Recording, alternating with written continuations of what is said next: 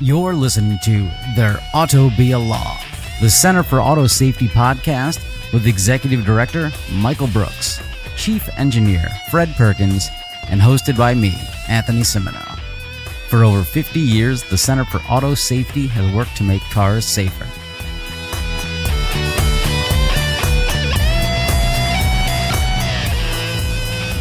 Welcome to Fred's Caffeine Hour.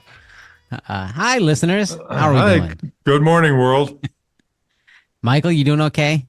I'm making it this morning. Everything is okay. The sun's not out, but I'm still kind of happy. Okay, well, that's good. Hey, so guys, I've fell down a rabbit hole on the internet, and I've spent way too much time watching dash cam footage.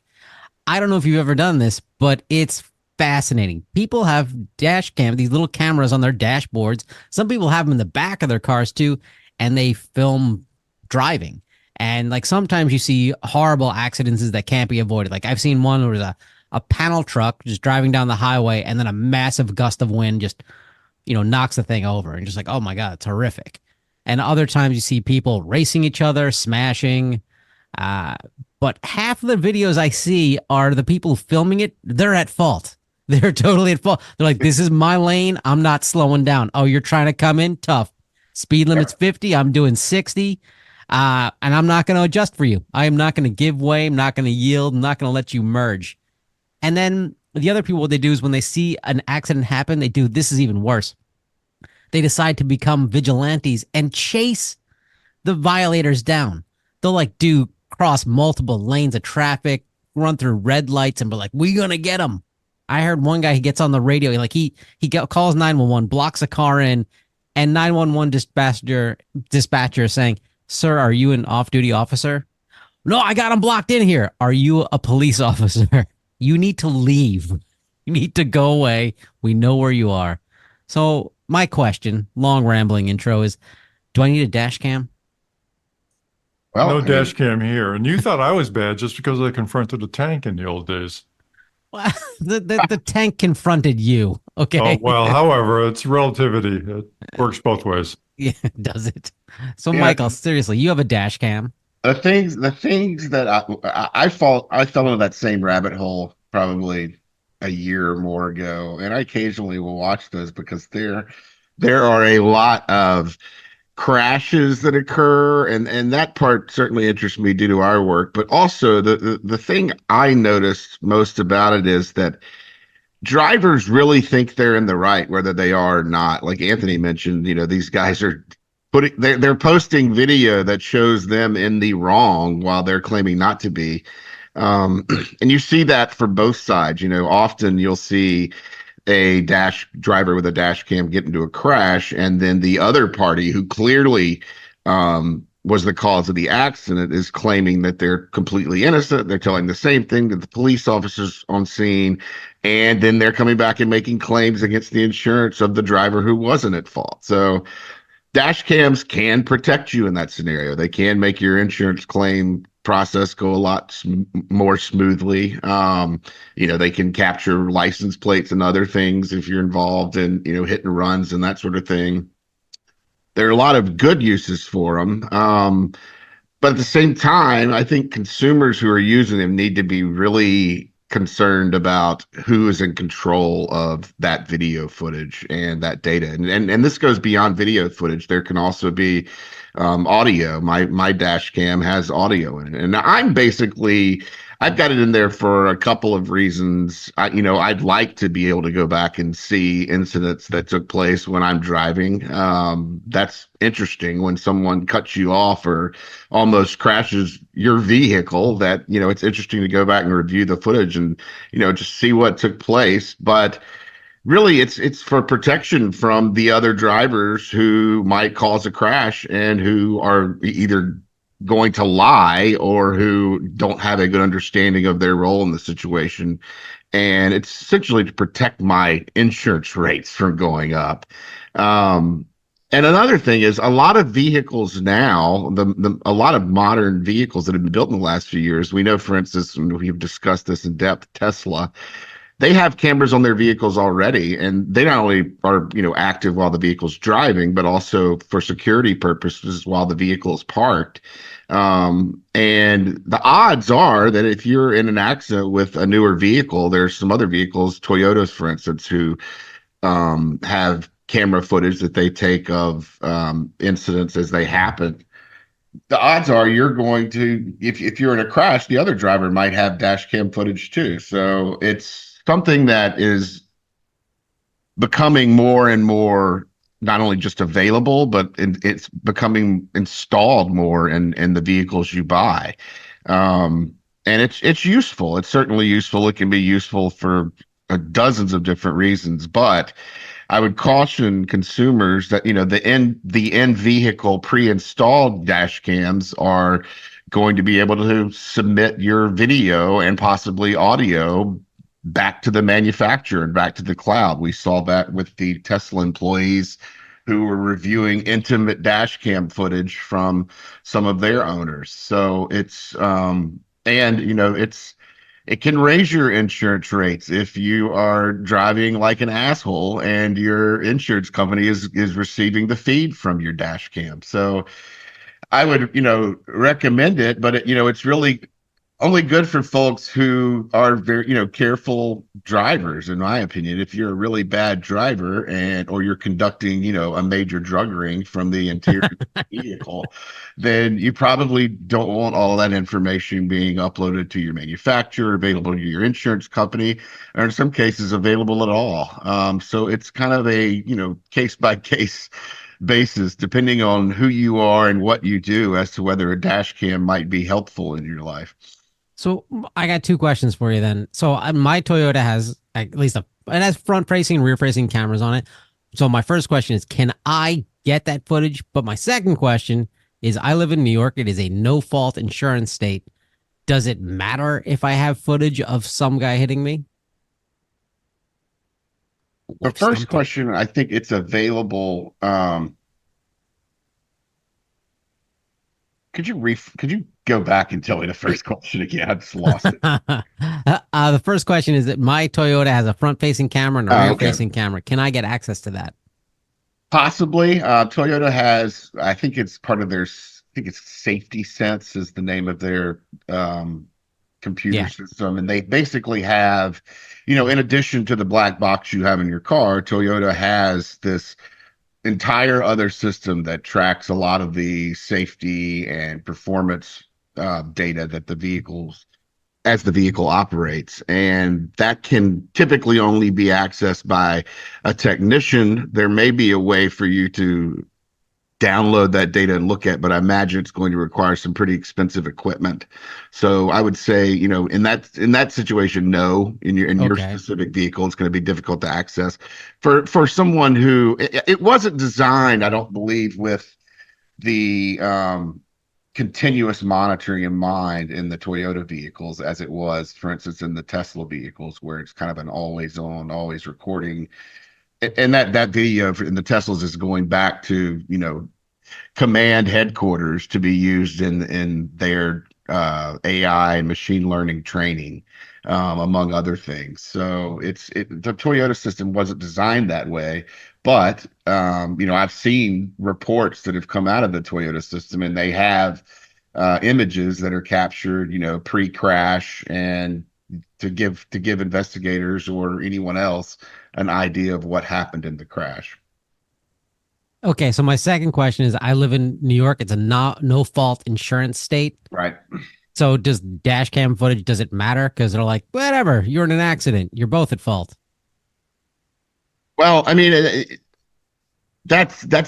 a guy runs into you and kills you, right? Well, I don't care then. There is going to be some fault determination in that sense. So I don't think that no fault really comes into play in the crashes we're talking about. I mean, in minor crashes, no fault, makes sense somewhat, but still, I'm not really a fan of not holding bad drivers accountable, and no fault states lean that direction. And, I can't say that it's something that, I think you should probably have the dash cam is not going to be as helpful in those states for those types of minor crashes. But when it comes to major crashes and injuries and potential fatalities, that footage could be incredibly helpful in determining fault. Okay, well, Isn't it I'm all not. about the TikTok clicks? Yeah. Isn't that why? That is what I think drives a lot of people to purchase um, dash cams. At least it seems like to me that there are a lot of people who are interested in capturing cool things that happen while you're out on the road. I think I've probably driven with one for around probably 5 to 6 thousand miles now, and the most interesting things I've captured were a car that almost ran me off the Mobile Bay Bridge down in Alabama because they completely didn't see me in their blind spot and started coming over and didn't stop. And another guy about a week ago up here in the DC area who instead of waiting, a split second behind me and getting into their exit, they decided to pull around me at the very last minute to get off on their exit, crossing 2 lanes, and could have caused a big problem there, but I saw him in time. So No, that is it's so Washington. yeah. Um, so what has it done for your TikTok profile so far? Not a lot, huh? My Well, TikTok profile hasn't been created yet. well, Uh, Michael keeps his dash cam facing inwards, so he's very self-centered. He just views his face while driving. But Fred, I mean, the TikTok thing, that's really more your generation thing. We're not hip to that kind of thing. So, I that's- think it's time for you to get a dash cam. yeah, that's true. Well, in my day, we put it on note cards. You got a sketch artist in the passenger seat drawing what happened. Yeah, that was about the limit of fast response. But I do have a question, kind of a non sequitur, but it's related. Who pays for all this bandwidth that people are using to send crap back to Tesla? Do they do they require you to have an internet account, or is it Verizon making money off of this? Or I hear about all this data going back to Tesla, all this data going back to GM, yada yada. Somebody's got to pay for all that bandwidth. Who's paying for that? I'm assuming it's the consumer. I'm assuming most of the data transfer occurs when the consumer is at home and they have access to their Wi-Fi connection. Or maybe they have it, connected. I'm assuming you can access multiple Wi-Fi points. So if you pulled into your office, you might be able to update your software there or do whatever you need to do But at that point. that's an So enormous load on your system. If you've got a loaded Tesla that's collecting all this stuff, including your pulse and your sexual ambitions, to every time unload all that information across your home internet. Boy, that's a lot. That's a real burden. It'd be interesting to know that. I'm not going to buy a Tesla to find out, but it would be good to know the answer to that.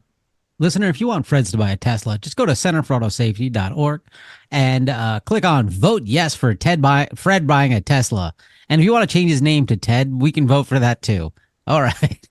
Speaking of data being shared all over the place, I think it was last week or 2 weeks ago, we talked about General Motors got caught basically selling all of their customer data to LexisNexis. And we were all very confused. Like, why are they doing this? This is an article in Ars Technica. After public outcry, General Motors has decided to stop sharing driving data from its connected cars with data brokers. So, look, this is a positive thing. Consumers, you can have an impact, and this is a perfect example of that. Hey, GM, stop sharing our data. Hey, GM, stop making the Hummer EV. Can we get that going next? Anyone? I'm all for it. Good idea. Great. That's I'll put one it on vote. my TikTok feed as soon as I get Yeah, one. there we go. Yeah, what's the name of your TikTok feed again? Chased by Fred tanks. Talk. Fred Talk? Yeah. Talk or talk? Talk, We're gonna. talk, talk. it's Okay, TED Talk. got it. Um,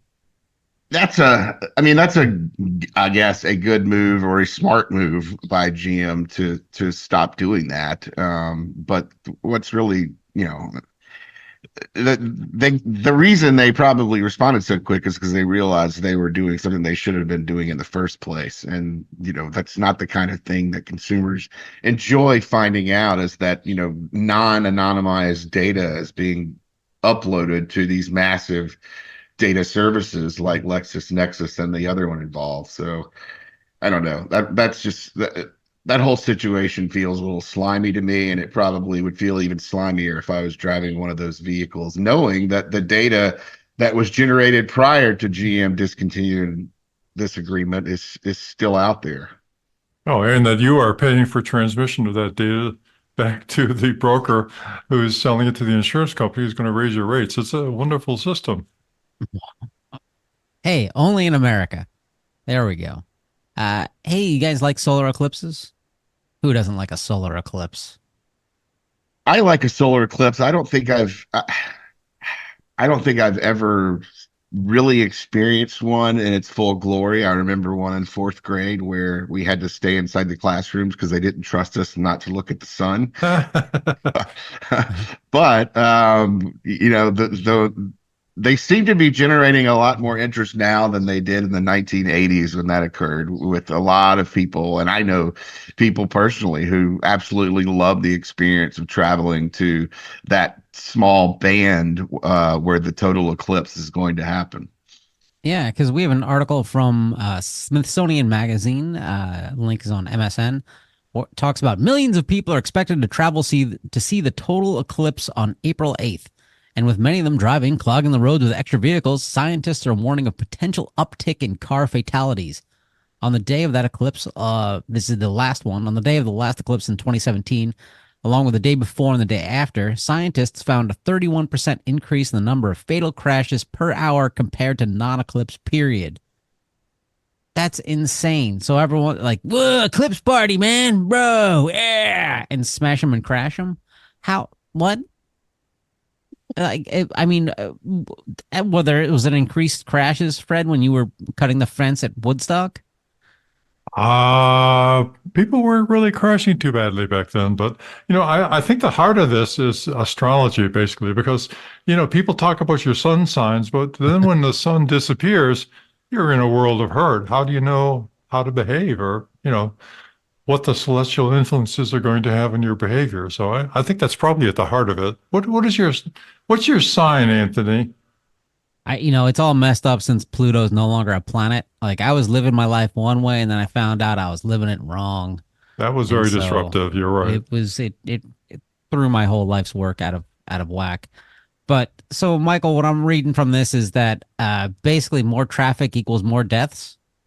Yeah, when I first saw the headline here, I was like, well, I mean, obviously we see a lot more crashes, deaths, and injuries at night. So maybe there's a connection between, the darkness caused by a solar eclipse and the increased rates of crashes that they're seeing in this study, which was kind of a cool study. They basically took that band where the eclipse is most viewable. I think they said a 62 to 71 mile wide path of totality, and they looked at all the crashes that occurred in that band in the days before and around the eclipse, and they found that during the actual time of the eclipse where the darkness threat would be there, that we know is a contributor to a lot of crashes. That was the least dangerous time to be traveling. It seems like all of the crashes they were noticing were happening around the eclipse, and the most dangerous part of that entire series of days that they studied, I believe it was like 3 days before and around the eclipse, was the most dangerous part was the hour or the period immediately after the eclipse. So it suggests, in some ways, that people are, going to the eclipse and having way too good of a time and driving when they shouldn't be. Also, there, some increased traffic. People are driving to areas that they're not familiar with. But who knows? Like Fred says, maybe there's a celestial influence here as well. I think there could be. Speaking of celestial influence, Elon Musk. we've all heard of full self-driving. It's a thing, right? They're on version 12 of this beta, which you, as a member of the public, do not consent to, not even aware of. Well, this $12,000 level 2 driving system is, it's $12,000 or $200 a month. Well, you go out and you're like, hey, I want to buy a Tesla. And you've purchased the Tesla. You've given over your money. And so Elon's decided to break rule one of sales is when you come in to buy your Tesla, nope, you got to go out and have a test drive to show you this beta software to try and get people to upgrade to that. It's the strangest thing in the world because, if you're selling something, somebody's handed you a stack of cash. You're like, no, not yet. No. Let me drive you around the block in some piece of crap software we have. Elon's saying, going forward, it is mandatory in North America to install and activate full self-driving version 12.3.1 and take customers on a short test ride before handing over the car. He said, almost no one actually realizes how well supervised full self-driving actually works. Almost no one actually realizes how well supervised full self-driving actually works. Oh, I'm sorry, Elon's failed. That's two adverbs in one sentence. Yeah, I mean, this is kind of Elon's pushback against, all of the fun police out here who are saying that his software is not good enough and not safe enough to be on the roads and be used by consumers. And so instead of making the software better or taking it off the roads and testing it until it's worthwhile, he's saying, well, we're just going to make everyone use it at least this one time before they're able to pull their vehicle out of the dealership, which is, I don't know. There's something really creepy about that. The fact that I could walk up to a dealership and say, hey, I want this car. I'm not planning to ever use full self-driving or autopilot because I think those two systems are crap and they might endanger my life. But I want to buy a give me Tesla. 12 grand.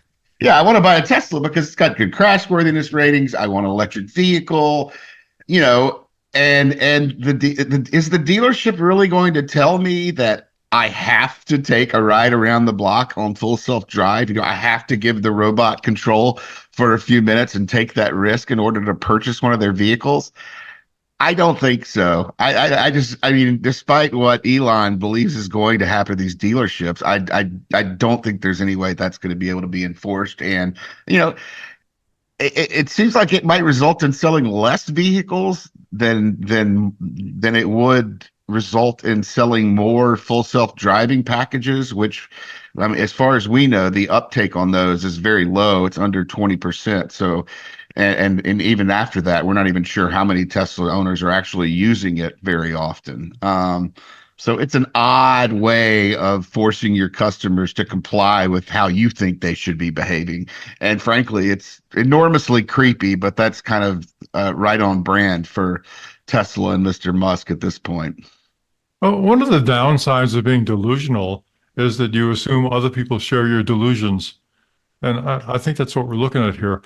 But, in general, it's not a bad idea for people to be familiar with the car and to have somebody who is better informed than you inform you of the car's safety features when you take possession of the car. You've done that. It takes a while to figure out what all the buttons are for. However, this is unusual in that this is making people aware of something that is absolutely not a safety feature. So it's kind of it's the bizarro world of car dealership. Yeah, and if Tesla was saying, "Hey, we're going to take all of our customers that purchase these vehicles on a demo ride that teaches them that they have to maintain control and attention at all times when they're using these systems we've built that don't quite work right," then we'd be all for it, right? But in this case, it's mandating that customers use systems that there's still some significant issues with. And beyond kind of the weird control thing that's going on here, it's you could use that time with your customers a lot better and ensure that they're safer when operating those systems by investing that time and teaching them how the systems work, and that they, as a driver, their full attention is needed at all times.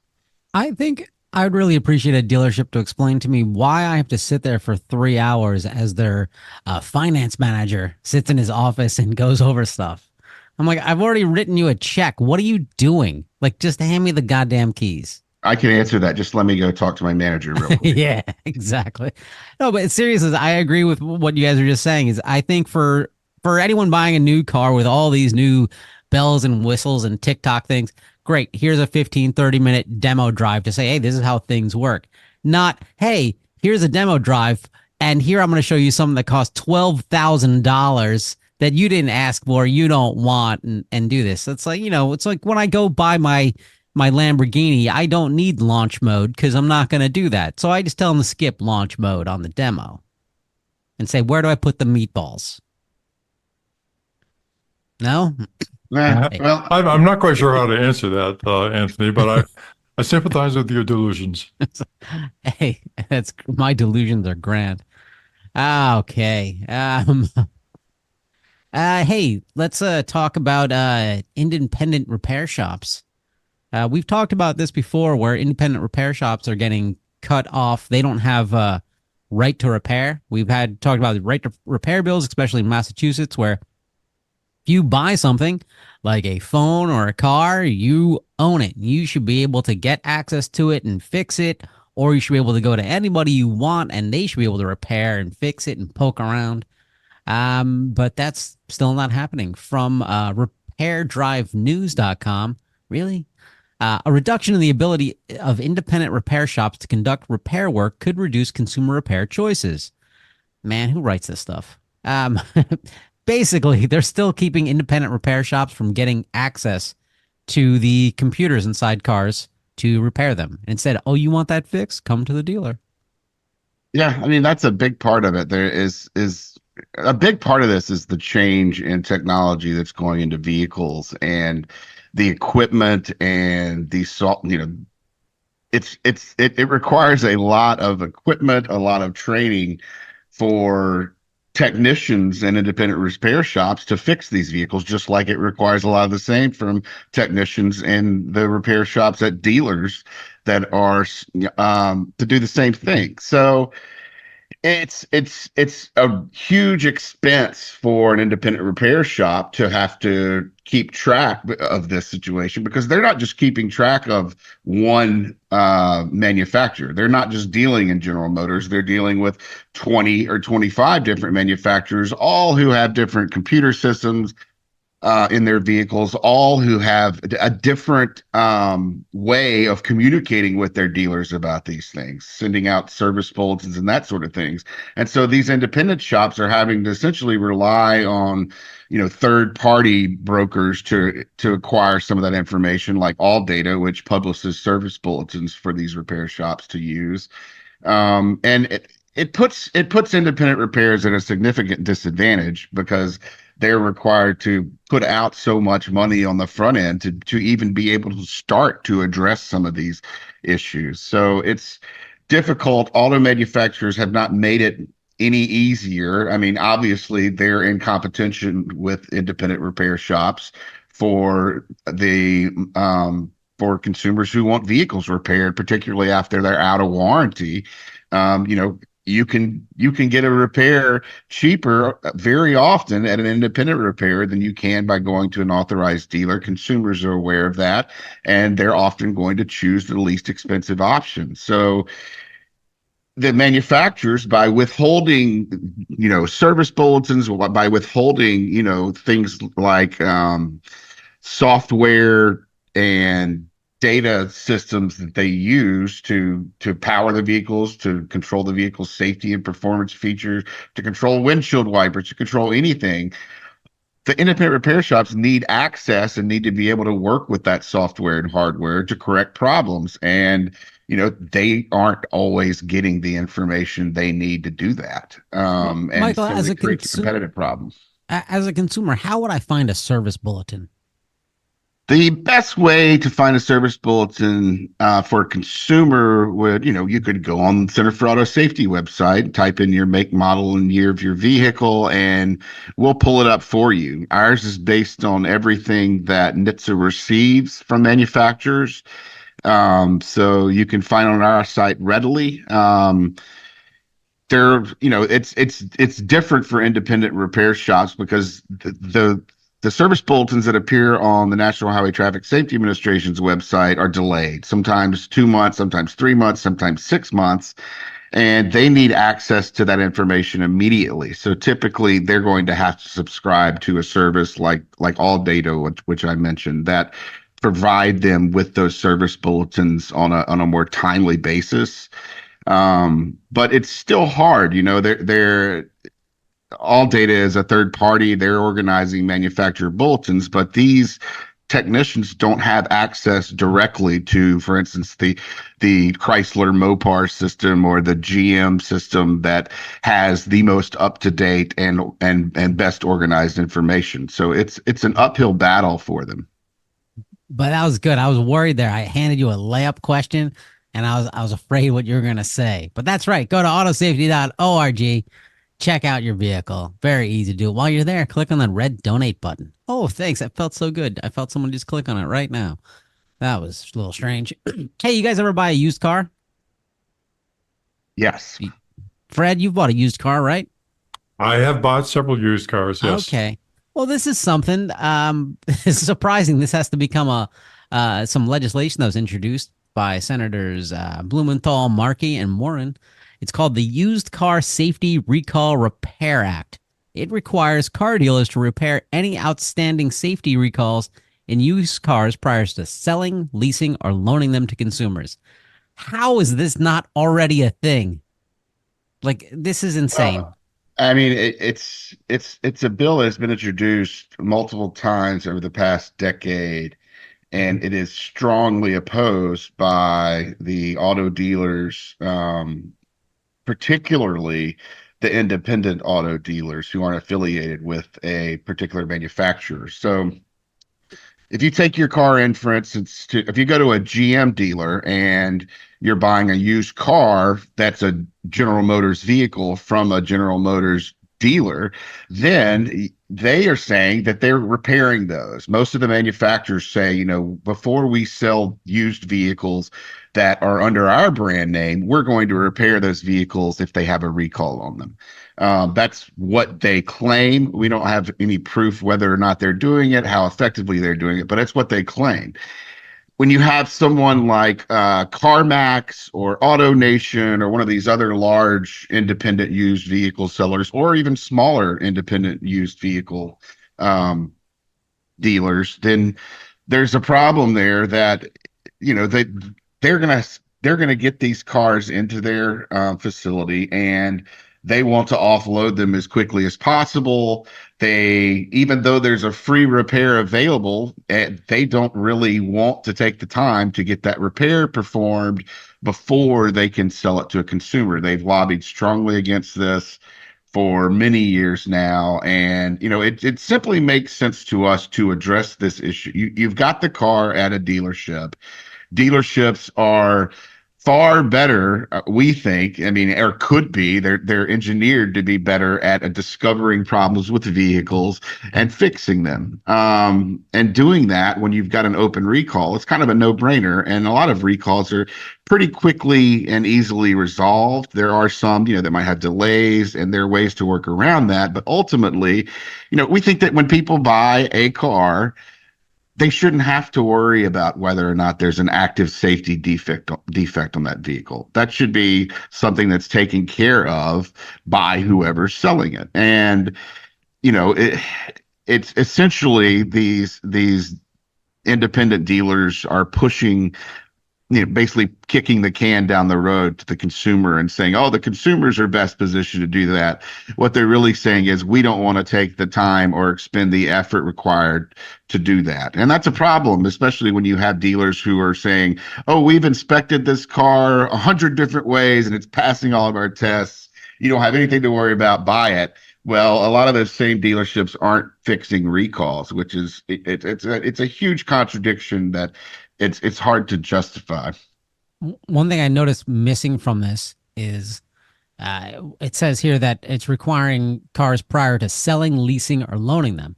What they're missing from that is or renting them, because you can rent a car that has tons of recalls on it and you'll never know. Can you No, update no, this? no, No, no. that's not true. Wait, I'm wrong. No, no, no. Wait, wait. That's one of the weirder things here is that Congress did pass a bill that prevents rental vehicles from being rented with open recalls I a thought that was number of still a years thing. ago. Oh, good. Well, and my only real answer to that is that the rental companies have they don't have either the money or they don't have the lobbyists to oppose that bill at the time. But the auto dealers are a very powerful lobby and have been able to thwart attempts to pass this legislation now for at least a decade. And I know that we've been pushing for action on this issue for even longer than that. It's very difficult to get them to agree to this. You would think it would be a no-brainer, right? We're going to do the best to ensure that our purchasers, our consumers, our customers are safe when they drive off the lot. But the reality is the opposite. Well, what's more important, liquidity or safety? To me, safety to someone that is dealing these cars with open recalls, I'm pretty sure it's liquidity. Well, Well, yeah, well, there you go. Hey, by the way, when was the legislation passed that required rental companies to update their safety? I believe that was in 2015 with the FAST Act, and yeah, it was in 2015 with the FAST Act. So I Well, believe this it became official a year or two later. I can't remember if NHTSA had to do some rulemaking around that. That took some time, but that is the law now. And you can now, using that new little tool on NHTSA's website, you can easily figure out if you're renting a car by plugging the license plate in. I believe we discussed this a few episodes ago when Anthony was having some issues with the rental car. You can plug in the license plate now from your rental car and check that right in the lot. And I think it's going to be pretty rare that you find one that's got an open recall on it, because rental companies so far have been relatively good at complying with the law, although there have been some exceptions.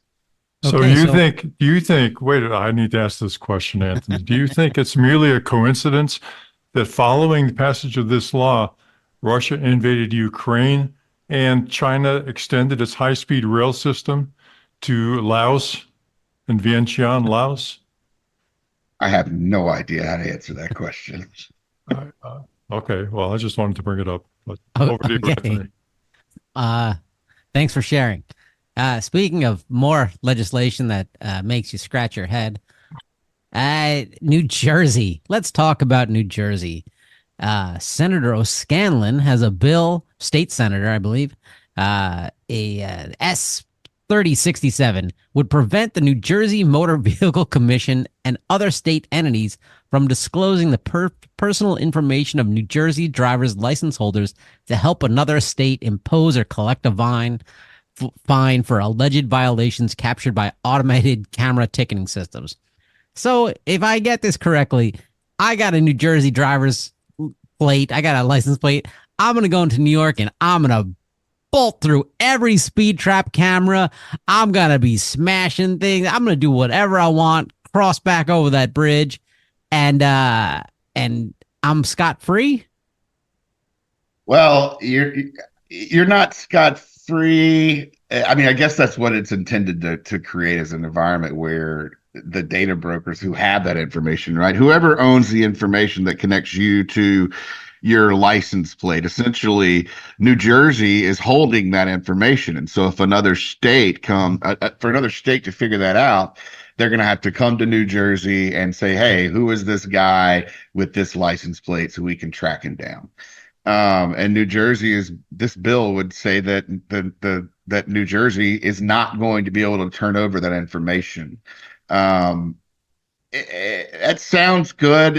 I think this seems a lot more difficult and a lot more unworkable in reality than it might seem. I mean, there are a lot of data brokers out there who regularly download information connecting people to vehicle registrations. It happens in recalls all the time. I mean, that's essentially how manufacturers figure out where you are to get you a recall notice. So there's a lot of reasons why, and good reasons why, people need to be connected to the license plate on their vehicle. Law enforcement is another great example. And this information is going to be out there. So it seems like it's going to be really hard to prevent other states from getting access to that information when it comes to specifically enforcing out of state automated traffic fines. So I don't know. It's I, from Anthony's perspective, I'm sure you have seen some New Jersey drivers who you don't approve of driving down your street, and you don't want them being able to get away with all this stuff. Now I want to Um, build a wall. if Keep them every out. state did this, it essentially would, you know, the enforcement in state. I think New Jersey has banned enforcement, period, but it sets up a situation where the enforcement in state could only apply to the citizens of that state rather than all the other people that have traveled in from all the other states. So it's a weird way to approach it. This, protecting your own citizens from out of state automated traffic fines really, in my opinion, it gives people the ability to thwart the law without receiving punishment, and it's state sanctioned ability. So it's an odd bill. Well, let's be clear. This intent of this bill was to shield the virtuous citizens of New Jersey from the corrupt influences of other states that are corruptly and illegally invoking fines on the virtuous residents of New Jersey. I mean, I think this is just some right-wing nut who believes that everything government does is corrupt and terrible and needs to shield his buddies in Hoboken from the consequences of their actions. It's simpler than that. This is, I think, just a pushback on New York City's congestion pricing law, and that New Jersey people don't want to pay it. And so all of that congestion pricing is being enforced by cameras. And they'll be like, oh, all these New Jersey people coming in. But who wants to keep talking about New Jersey? They're so the this is world's a greatest new drivers. this is a New Jersey and New York war going on here, right? Pretty much. I Okay. mean, it's just silliness. But no, it's not silly. Crash testing. I mean, it's fun to watch the crash testing, not actual crash video. Some crash videos are hilarious to watch, as long as you realize that, as long as you pretend there was no humans involved. But let's talk real crash testing.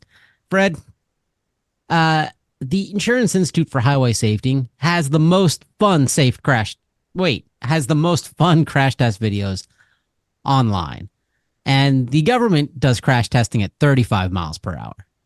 IIHS does them at 40 miles per hour. But look, when I'm confronted a New Jersey driver, we're racing. We're doing at least 80. So why don't they crash test at higher speeds? Anthony, is this an invitation to the Tao of Fred, or is this a Fred talk? You've now entered the Tao of Fred. The same notes I do. What do you think? What part of the show are we on? All right, well, we'll plunge ahead. So I read that, and first of all, be clear, we love IIHS. We love the work that they do. We love the visibility they bring to safety problems. So these comments are in the context of, yes, I love you, and can I suggest a better way to load the dishwasher? So it's, we have to be a little careful about this. So what they posit is that although speed has a significant impact on crash severity, more isn't always better in a testing context. Well, that's true, but it's interesting. And then they go on to say counterintuitively, testing vehicles at, say, 85 miles per hour could actually have a negative effect on their safety, which seems curious. So digging in a little bit, the assumption that behind that statement is that the stopping distance is the same for both crashes. So you've got a finite distance between, we'll say, the front bumper and the passenger compartment. And it would be true that if you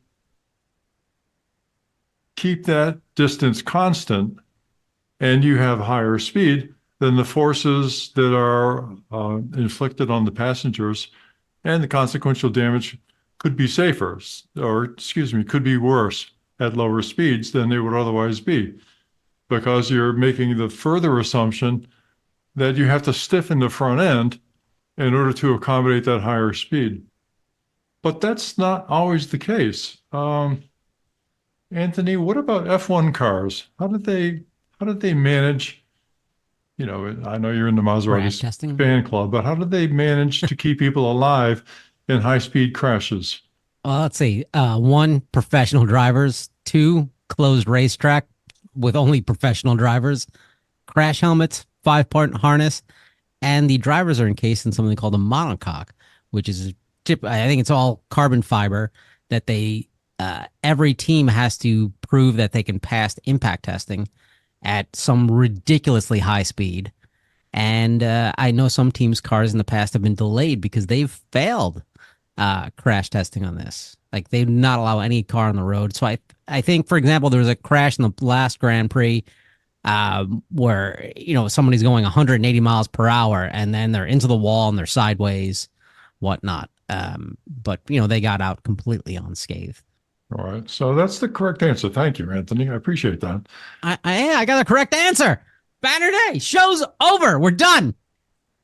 So there's various mechanisms like that for staging the response to an incident to the speed of the incident. For example, in fighter airplanes, they have an ejection seat, right? Because they want to separate the consequences of the plane crashing from the pilot whose life they'd like to save, and would be very unlikely to do that if the fighter airplane crashes with the pilot inside. So they have an ejection seat. We know of airbags that have staged deployment depending on the weight of the person in the front seat, right? So you could also stage the deployment of the airbag based on the speed of the car, for example. So there's the underlying assumption behind IIH's statement that everything is the same except that you're running it at higher speed really isn't the case, doesn't need to be the case. You could have, for example, water-filled canisters that only eject the water or essentially boil off the water when there's a high-speed crash. So there's various ways to accommodate that. So looking at the other side, if you were to design the car for passenger safety at 85 miles per hour, would you then necessarily have a more hazardous condition at 45 miles per hour? And the answer to that is no. It's always going to be more benign. But can you get the car companies to design cars for safety, for safe crashes at 85 miles an hour? Well, that's a tough one. And so what they say is that really we need to talk about risk, right? Doing the most for the most people. It kind of gets into Nicomachean ethics, but or Michael, you're an expert on that, but so check me on that. But what is underlying this discussion is that most people aren't likely to get in crashes at higher speeds. And so what the IIHS should concentrate on are the speeds at which people are most likely to get in crashes. And what they're saying is that's in the range of 40 to 45 miles per hour. So given that background, it doesn't make sense to design cars for 85 mile an hour crashes because it doesn't happen all that often. Usually the crashes are at lower speeds. So they've really kind of drifted over from automobile safety into the economic realities of the car business, figuring out where investments should take place in order to protect the most number of people. That's something we don't do. But given that perspective, that you design the cars for the most common crashes, which are 45 miles an hour, you're going to skew the results of that car if you then lay on an additional requirement to say, oh, by the way, you're going to have to keep everything the same, but accommodate an 85 mile an hour crash. So in that case, it's absolutely true that there could be a counter influence and you could end up with a worse situation at lower speeds than at the higher speeds. But you got to realize that if the cars were designed initially for the higher speeds, you are always going to be more benign at the lower speeds. Does that make sense?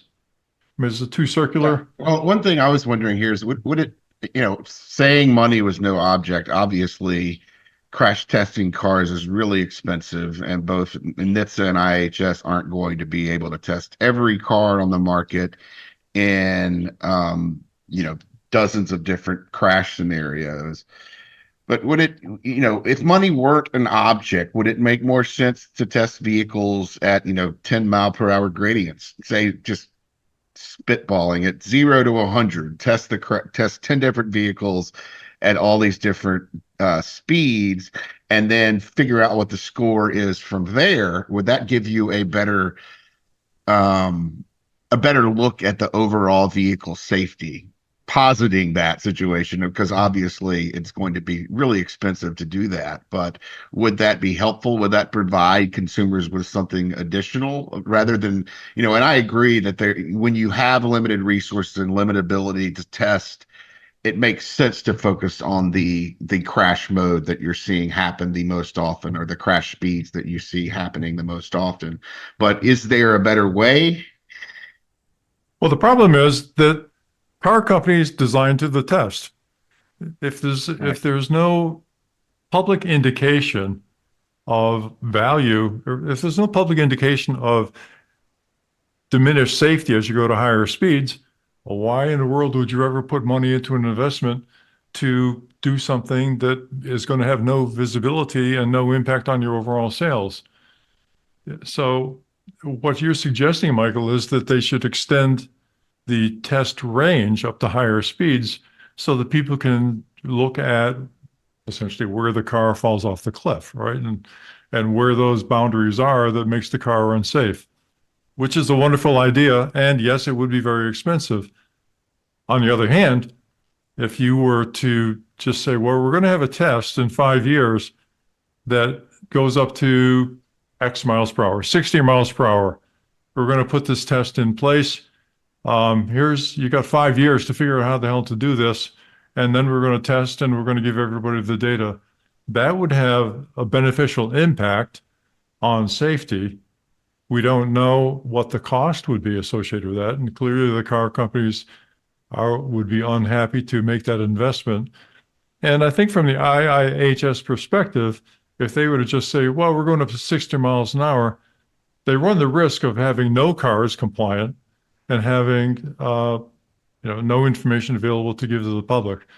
Because if you take all the cars that are available today and run it at 60 miles an hour, they'll all fail. What does that tell you? All it tells you is that nobody's designed cars to survive crashes at 60 miles per hour. That's not a conclusion that's useful to anybody. Right. So I think you need to push the boundary. I think we would like to see IIHS and NCAP both push the boundaries up to higher speeds. It needs to be done gradually so that the car companies have time to accommodate that and that they have a chance to be successful. Just taking the cars out today and running them at higher speeds, like the people who wrote this article in IHS suggest, the only way you can do that is to build a stiffer front end, and that is going to increase the forces inside the cabin at all lower speeds, which is, I think, the negative consequences they were referring to. Right. And then you also have the negative consequence. We get back to those older, cars from the 50s, very stiff front ends, and you're just crushing over everybody else. Right. Well, they also had one-piece steering wheel columns that were pushed into the chest of the person or the driver when the car exceeded the very small threshold of speed at which whatever you're running into would contact the steering box. So right. Yeah, there's a lot of things have changed for the better since then. But it's true. If you took a 1960 Chevy Impala, I was thinking, is that the one that had the wings in back, or a pink convertible, whatever those big ones were? Cadillac. 57 Chevy. And you took out all the inherently lethal features, then you ran it into and then You ran just into have a the brick bench wall at seat. 65 miles per hour, you'd probably have a better result. Unfortunately, none of them had seatbelts, so you would have long since floated out of the car into an earlier than expected death. But So I think the takeaway from this is don't get into car crashes. yeah, that's a good one. Okay. That's always reliable. Right. And that's something I from going back to the dash cam footage where I'm watching people like, nope, the law's on my side. I should be staying in this lane, not letting you in and crashing into people. It takes me back to sailboats where there's rules of the road. And I remember asking one of the captains, and I was like, hey, what do you do in this obscure situation? She goes, looks at me and goes, don't hit the other boat. I'm like, what? He's like, it doesn't matter what the rules are. Don't hit the other boat. Okay. Oh, okay. Good point. So, Yeah, well, you know, when I had a sailboat, when I first got it, I asked an old hand who was on the deck, oh, you know, what speed should I approach the dock? And then he said, well, whatever speed you're going to be comfortable hitting the dock. exactly. There you go. That's how you should drive. What speed is your insurance good at? No, don't do that because you don't know who you're hitting. Hey, let's go into some recalls. That sounds fun. Strap in. Chrysler. Time for the recall roundup. So, Michael, I got to point out these are not the normal NHTSA notice things. You said you have links to articles. Well, there is a notice down there. Maybe you Well, didn't see it. See, it's right well, below that. But they're very similar. You know, there happened to be an article on this issue, and that's because it's something very familiar and yet new to us. It's the oh, I see.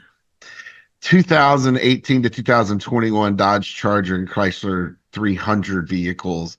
They've got side airbag inflate curtains that have inflators that have a very similar, it appears, exploding, for lack of a better word, feature, similar to Takata. They are putting these.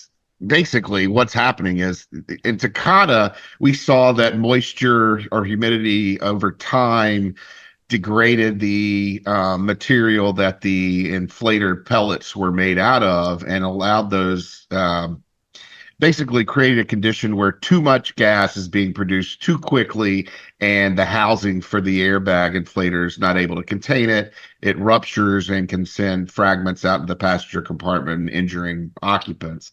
Here, you know, in Takata, that took months, years of time and exposure to that moisture before we started seeing that condition develop.